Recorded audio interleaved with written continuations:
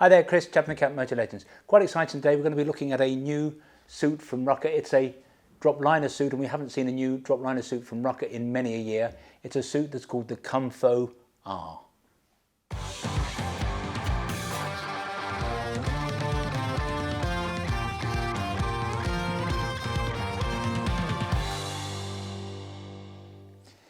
In recent years, lots of motorcyclists have managed to convince themselves that when it comes to the buying of a new textile suit, they feel they need to go for something with a laminated membrane, a laminated textile suit.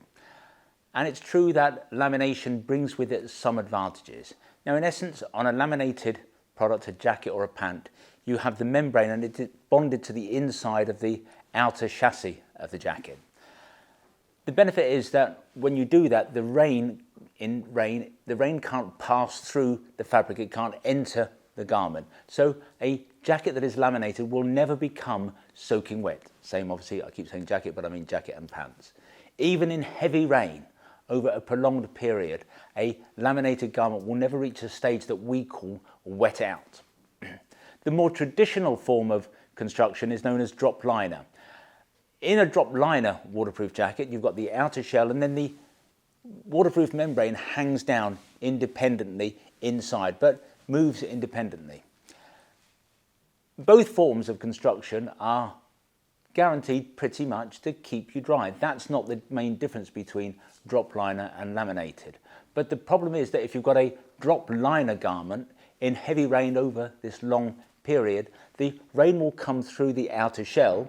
It won't pass through the membrane and make you wet, but it will swill around the jacket. It will soak up the material, and that jacket can become waterlogged. It can become heavy, and one of the downsides, it's got to be admitted, of a drop liner garment is over time it can start to make you feel a little bit cold because you're covered with this wall of water. But there are only really a couple of situations for a couple of types of scenarios where a laminated jacket is really better. The first is for those who find themselves often on the motorway for extended periods in the rain. So I'm not talking about an hour, even a couple of hours. I'm talking for about a period of maybe 3 or 4 hours. And if you're riding on the motorway in heavy rain for that kind of period, it is true that a laminated jacket will be better because a drop liner jacket will just become very heavy, very wet, and start to make you cold. The other group of people who will benefit from a laminated jacket are those guys who are doing, say, an hour plus commute every day. So they set off in the morning, they've got an hour ahead of them, it rains all the time. When they get into work, they take their jacket off, they hang it up. But that jacket, whilst it's not soaking wet, while it hasn't reached that stage quite that we call wet out, it is still wet. And because it's holding water, when they come to put that jacket on in the evening, it'll still be a little bit damp. And let's face it, that's not particularly nice. Now for me, I ride about 5,000 miles a year, and I can remember only one occasion in the last 10 years, and it was when I was riding down to Mugello to watch Rossi, only one occasion in the last 10 years where I thought I would really have been much better off in a laminated garment, because on that trip down to Italy, it just rained the entire time. Didn't wear the gear for 2 days. When I put it on the Monday morning, it was still wet. The problem is that there are also some downsides to laminate products. And that's why my view is that for 90% of riders, a drop liner jacket or pant or suit is still the way to go. Drop liner garments are simply more comfortable. And it's to do with the fact that when you bond this membrane onto the outer chassis, that piece of material becomes much stiffer and it's not as comfortable to wear. When you have a drop liner, it hangs independently and they move together. So a drop liner jacket, a drop liner trouser is more comfortable. Drop liner garments are also warmer because, again, you've got the chassis here, you've got the membrane here, you've got this air gap that traps heat that is generated by the body. Also, drop liner garments, by and large, on what I suppose you would call a pari passu basis, drop liner garments are much better value for money. And that's because laminated garments are notoriously difficult to make. They require a huge amount of taping. And that's why, coincidentally, when the manufacturers try to make a very cheap laminated suit, and there have been a number on the market in recent years, by and large, they don't tend to work. After a period, they tend to fail. Nonetheless, despite all of this, despite the advantages that drop liner garments still confer upon most riders, we as bikers tend to be pretty headstrong. We like shiny new things. And when word got out a few years ago that laminated garments were better, guess what? We all decided that we needed a laminated garment. And that's a shame because, as I've said, for most people, I still think a drop liner outfit is going to be more comfortable, nice to ride in, and make the riding experience just more enjoyable. Predictably, after that little spiel, what we're going to talk about today is this suit. It's a drop liner suit from Rukka. It's a suit known as the Comfo-R. Cards on the table, I have a feeling that this may well be the nicest drop liner jacket I've ever come across. Everyone here who's tried it on loves it. There's a ladies version. Everyone who's tried that on feels equally enthusiastic. The outer shell is a 500 denier Cordura. That's a perfectly respectable weight of material for a textile touring and commuting suit. But the beauty of it, the secret, the reason it's so comfortable is that it's got stretch built into it. Now the Rukka Nivala also has stretch built into its material. That's a laminated suit, but it actually wears more like a drop liner suit. But when you put stretch into a drop liner suit, you make something that is extraordinarily comfortable. And I think this is as comfortable as any motorcycle jacket that I've ever tried on. In the shoulders and the elbows, we have a second layer of Cordura 500, and that's there just for extra strength, extra abrasion resistance if you do end up going down the road. On the subject of protection, you get level 2 D3O armour in the shoulders and the elbows. As ever, however, it is the stuff that Rukka have designed purely for themselves. It's not the same as the armour that you buy off the shelf from D3O. So, for example, this is the shoulder piece. It's pretty huge. It covers a very large area. Obviously, it's vented for extra breathability too. Same applies to the elbow piece. Goes a long way down the forearm. In the back of the jacket, you get a level 1 D3O back protector. If you are so minded, you can always upgrade that to a level 2. If there's one thing that's perhaps a little bit disappointing about the jacket and the pants is that it only reaches the A level under EN 17092. But I think what the manufacturers are finding is that this is the price that they have to pay when they want to make a suit particularly comfortable and they want to infuse the outer material with stretch. The reason we are being told is that the Darmstadt machine, which is the machine that tests for abrasion resistance under EN 17092, just does not like stretch fabrics. It eats into them, and what the manufacturers feel is that it doesn't really reflect what happens if you do end up sliding down the road. Indeed, with the Nivala 2, the recent Nivala 2, and also the Klim Kodiak 2, both of which also contain stretch, those suits, even though they are very protected, they still only reach the single A level. So you're just going to have to take a view. If you're someone who only buys a garment based on ticking a box, this may not be for you, but personally we have no qualms about this as an item of protective wear. Waterproofing comes courtesy of Gore-Tex.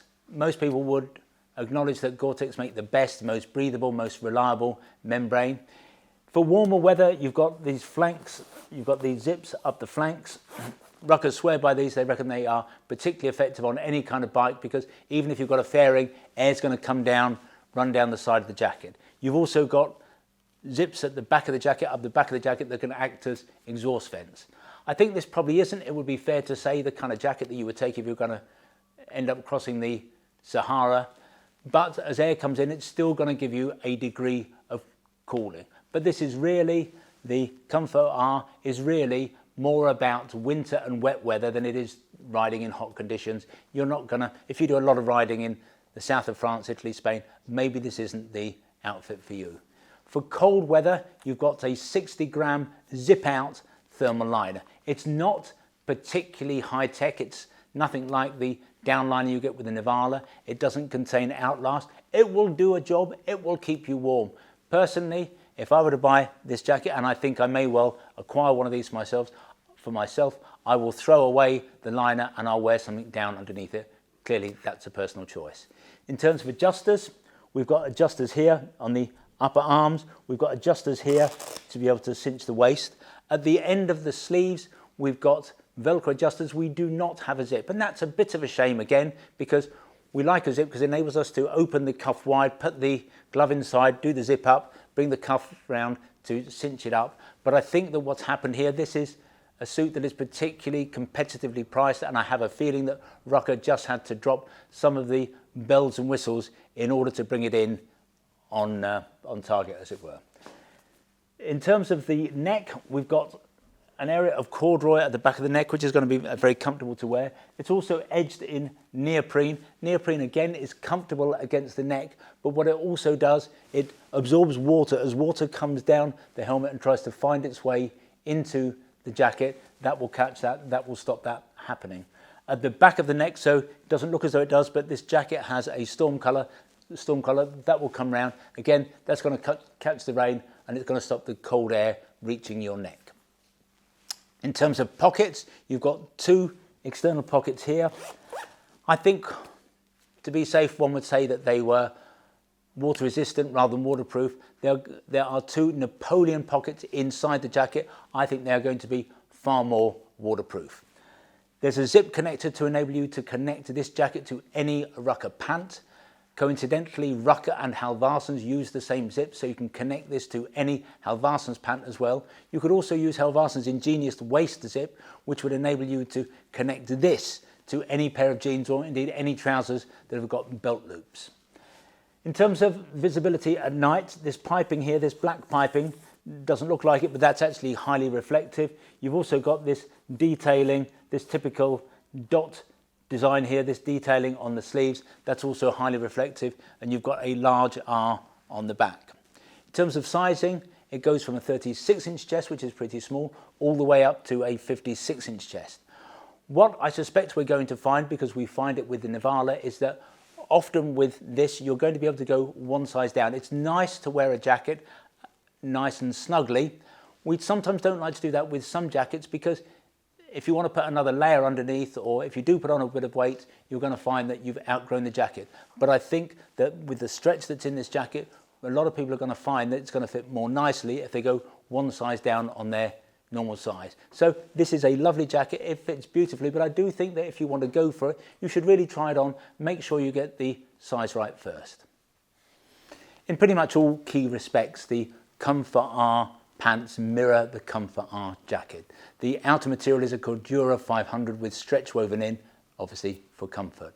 You get an extra layer of Cordura 500 on the hips here and on the knees. The drop liner membrane comes courtesy of Gore-Tex. The armour in the knees and the hips is D3O again, and again it's level 2. You've got vents on the thighs to allow a little bit of air to come around. You've got here, you've got the zip pockets on either side. Again, they're going to be water resistant rather than totally waterproof. At the bottom of the leg, you've got flaps, you've got a Velcro flap, but you've also got a zip that's going to enable you to wear these pants over pretty much any kind of touring or commuting boot, probably not a really heavy duty off-road boot. You've got an adjustment system here at the waist. As with the jacket, you've got a 60-gram liner.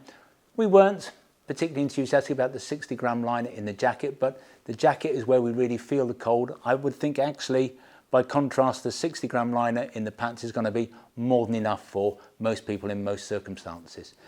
Rukka pants have two other systems that no one else really talks about. They have an air cushion system, which is a layer of foam that runs in the bottom that puts a bit of a gap between you and the saddle of the bike. And that's important because for us to breathe, for the membrane to breathe effectively, we need a pocket of warm air inside the pant, and the air cushion system lets that happen, and it enables us to sweat, it enables us to breathe.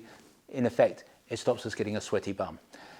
The other system they have is called the anti-glide system, and it's just a patch that runs inside the legs that mean that you won't slide around on the saddle. And sometimes if you've got a textile trouser, you can move about on a plastic saddle a little bit too much. The anti-glide system means that that doesn't happen. You've got this reflective piping that runs all the way down the pant, the same as the jacket. That's going to be highly reflective at night. And you've got this design, this pinpoint design on the legs that's also going to be seen if you're in a car behind you, as it were. What you don't get with these trousers, and it's a bit of a shame, is you don't get Rukka's excellent defence and comfort braces. And we do think it's a shame because braces are the way to go. It enables you to always make sure that the pant sits at the right height. But it also means that when you arrive at your destination, if you're zipped in, the trousers are kept up at a certain height. When you unzip, your trousers can fall down. And I think a pair of pants like this deserves to be delivered with a set of braces. The problem again comes down to, rather like that issue we're talking about with the zips at the end of the sleeves, I think Rukka were trying to cut a few corners to bring this in on budget. But it's not a big deal. If you want braces, you can either buy a set of clip-on braces, or for a few quid you can get Rukka's own comfort and defence braces. In terms of the waist sizes, it goes again from a pretty small 28-inch waist all the way up to a 44-inch waist. More importantly, or as importantly we think, the trousers also come in 3 leg lengths. It comes in a short, it comes in a regular, and it comes in a long. A regular leg length is going to be for someone of a 32-inch up to say a 34-inch leg length. The short is going to work on anyone really with a leg that's 32 inches or below. The long will work up to a 34, 36, maybe occasionally we have had instances where we've got a long Rukka trouser to work on someone with even a 38-inch inside leg. The leg length on a Rukka pant is particularly important because, unlike on some trousers, the armour in a Rukka pant is it's pretty much not adjustable. There's a tiny amount of adjustment, but really not adjustable. And their armour is rather different. It's a huge piece of armour, but it sits in one place. It doesn't cup the knee in the way that other armour does. It just bends wherever the knee goes. The issue is, therefore, that you need to get the length of the trouser right to make the armour comfortable. And when you're spending the kind of money, even though this is not as expensive as some other Rukka pants, when you're spending this kind of money, you want to get it right. So I think it's important that if you're going to invest in a pair of these trousers, that you go along to a dealer, make sure you've got a dealer who carries the short, regular and long length so that you can make sure you get it right. So where do we stand on the Rukka Comfo-R? Where does the Comfo-R sit in terms of the market? We think it's a fantastic suit. We acknowledge that it's not expensive, but neither does it sit at the very top end of the market. At $1,150, it's about half the price, more or less, of the Rukka Nivala, the Rukka Kingsley, the Klim Kodiak 2 and the Stadler Treasure Pro. Instead, we think it competes more naturally against the Rukka Calyx 2, a laminated suit, and the Halvarsens Veen and Wish combination, which is a drop liner jacket and a laminated trouser.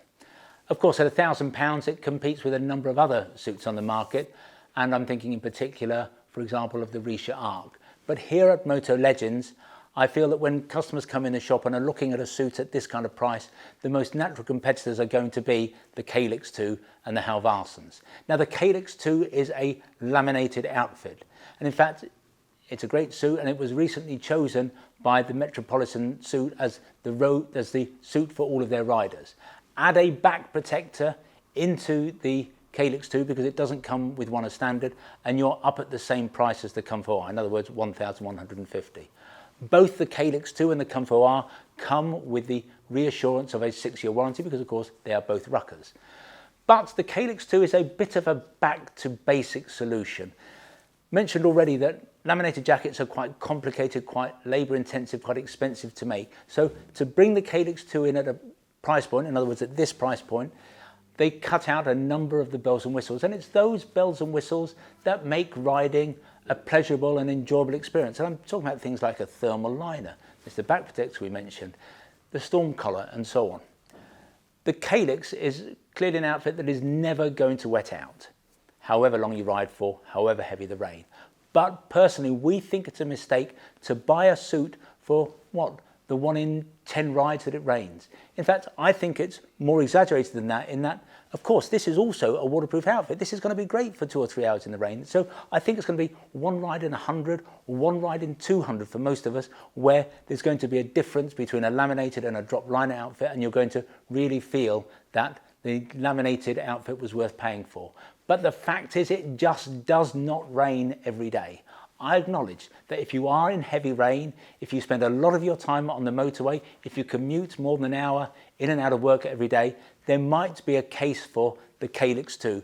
But for the rest of the time, the days when it doesn't rain, I think the Comfo-R is going to be a much better option.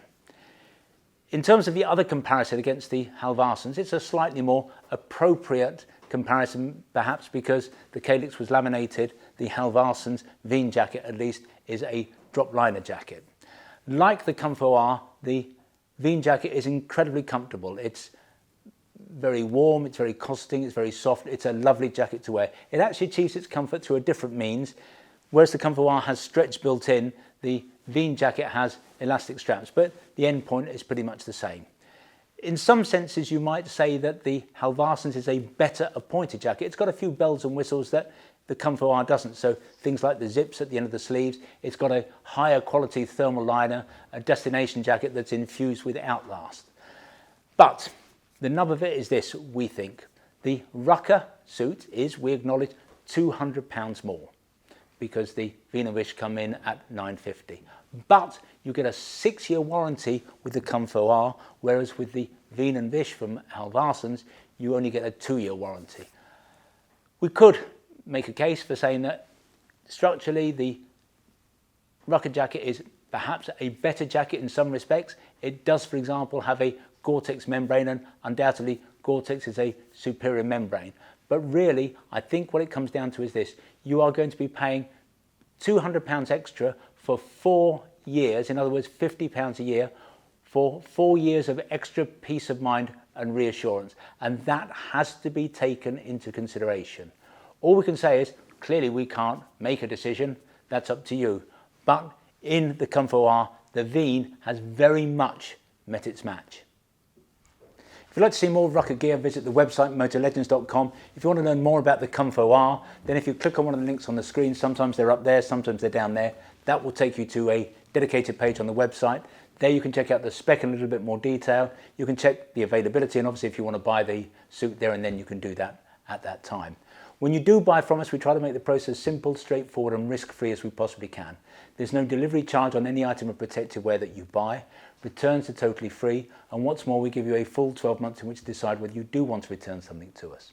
Now, we have the best price promise in the business. John Lewis used to rightly be known for its never knowingly undersold price promise. We go one stage better. If you can find a competitor selling anything that we sell at a price that is lower than ours, we will beat that competitor's price by a full 10%. Now, there are a few terms and conditions associated with what we call our price beat, nothing particularly onerous, but if you are going to price beat us, I suggest you go over to the website and check out what those terms and conditions are. If in the future you'd like to see bulletins from us about new product launches, then again go to the website. At the top of every page there's a piece of script that says newsletter sign up. Click on there, within seconds you'll be in business. If, however, you prefer to get your information videographically, that is to say in this form, we'd be simply delighted if you want to become a subscriber to our YouTube channel, and you can do that by clicking on the button below. Finally, I'd like to make a little play for our fabulous little shop here at Motor Legends. We are based about a mile from the centre of Guildford, a mile from the railway station, and as I've said, it's a small shop. It's got a small footprint, but it's attached to our warehouse where we have more than £2 million worth of merchandise arranged over 3 floors. And technically that makes this place the second largest motorcycle apparel shop in the country. But we think that we are far more than just the amount of merchandise we have here in the building. We're about service, we're about personal fitting. If you want to check us out, visit Trustpilot. We have the highest 5-star ranking in the business. When you come to see us, we'll serve you only the finest Italian illy coffee, or we'll serve you proper Yorkshire tea in a proper teapot. And who knows, if you're lucky, you might even get to sample one of our delicious motorcycle-shaped shortbread biscuits.